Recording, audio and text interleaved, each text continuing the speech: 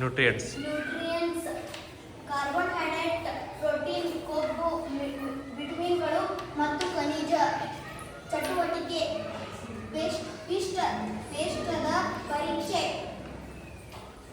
ಬಿಸಿಯಾದ ಆಹಾರ ಮತ್ತು 2 ಅಥವಾ 3 ಹನಿ ದುರ್ಬಲ ಅಯೋಡೈನ್ ದ್ರಾವಣ, ಕಪ್ಪು ಮಿಶ್ರಣದ ನೀಲಿ ಬಣ್ಣ. ಪ್ರೋಟೀನ್ ಪರೀಕ್ಷೆ.